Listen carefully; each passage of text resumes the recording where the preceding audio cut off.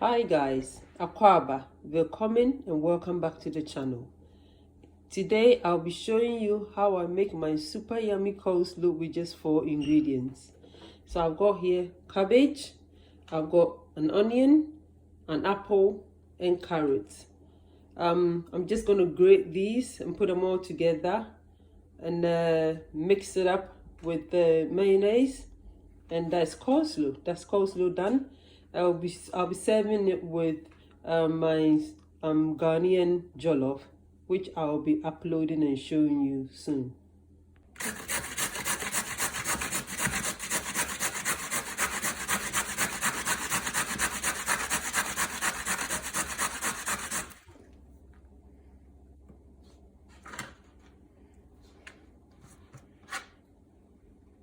So for the jollof, I put on some hot oil in a pan on high heat, medium to high heat, as you can see.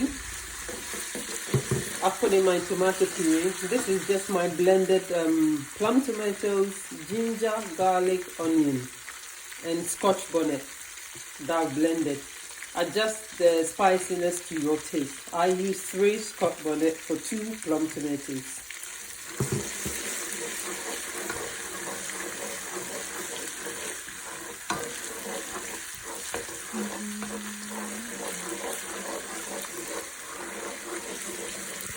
So for the seasoning, I'm going to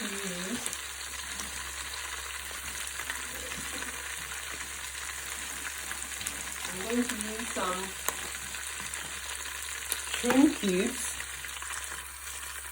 and I'll use some all-purpose seasoning, some onga spice for the color. That's all I use, and of course some salt to taste. So going like that. Add a little bit of all-purpose seasoning, about 2 tablespoons or so, I should say. Cook it down with the tomato puree.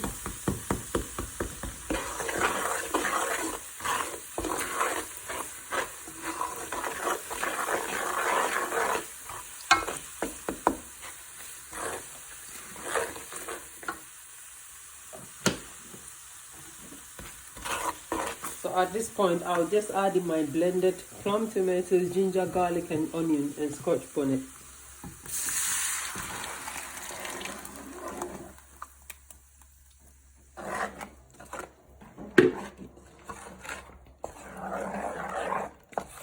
And you leave the stew to cook through thoroughly. Forgot to add, I normally put in some lemongrass just for extra aroma. It's just a personal preference. I prefer lemongrass in my jollof.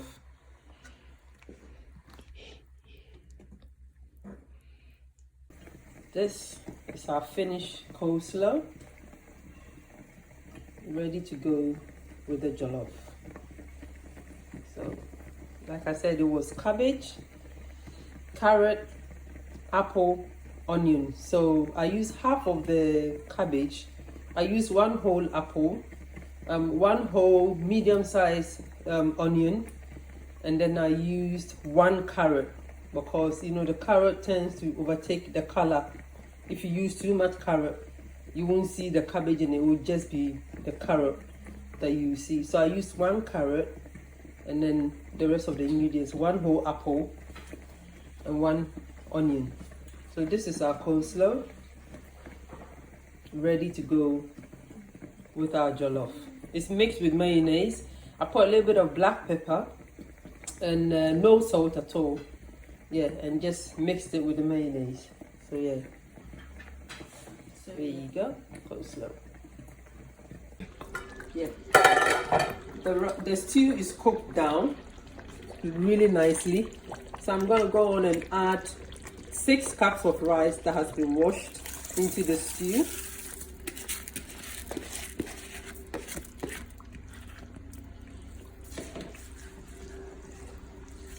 Yeah.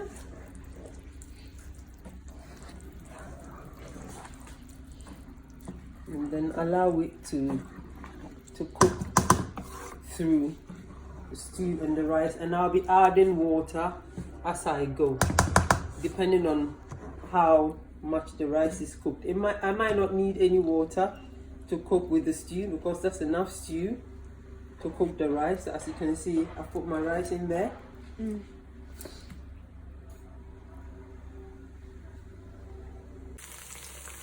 While the jollof is cooking, as you can see, I put a foil over it so that it can retain heat and then speed up the cooking process. So this is how our jollof is looking. Yep.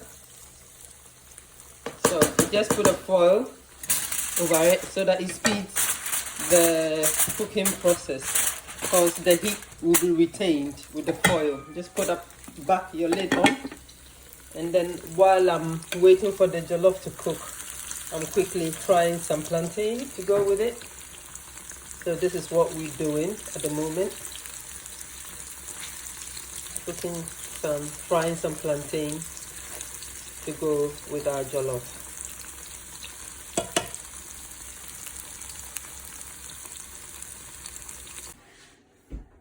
So guys, this is the jack chicken that I cooked along with the jollof. While the jollof was cooking and the plantain was frying, the jack seasoned chicken was in the oven. So this is the whole chicken that I've cut up with jack seasoning. So I'll be sharing the recipe with you guys in another video. So guys, this is the final plate. That is the result of the jollof, jack chicken, plantain and coleslaw.